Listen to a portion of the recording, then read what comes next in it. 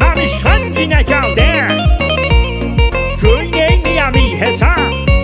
Müsafini möhtemi peyvazı 041. Təbyiz fincanı bak. Kapitan Məmişən danışır. Uçmağa hazır. 3, 2, 1.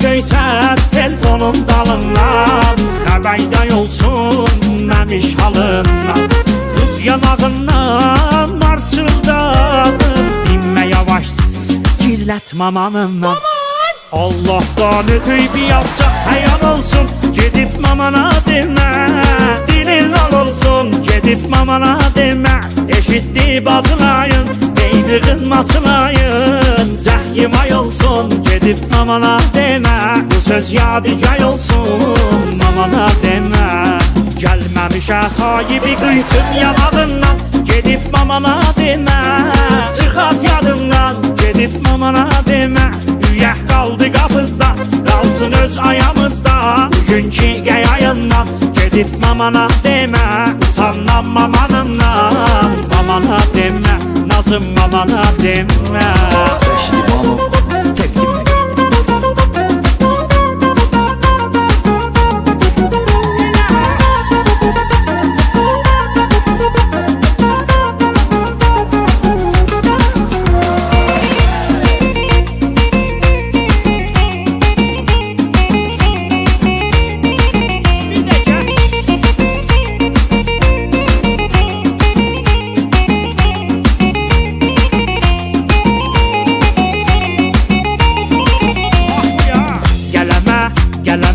Ağacı budağın əyməz Adamın ağlı olan hər şey dilinə gəlməz Sözbaz olan adam min tümənə dəyməz Axı Məmiş xanam gedib mamana demə Müqəyyət mi oğlanam gedib mamana demə Allah'tan ötüy bir yapacaq həyan olsun Gedib mamana demə Dilin lan olsun gedib mamana demə Eşitdi bacılayın Beydığın maçılayın Zəhyim ay olsun Gedib mamana demə Bu söz yadigar olsun Mamana demə Gəlməmişə sahibi qıytım yanağından Gedib mamana demə Çıxat yadından Gedib mamana demə Üyək qaldı qapızda Qalsın öz ayamızda Bugünkü qəyayından Gedib mamana demə Utandan mamanından Mamana demə Nazım mamana demə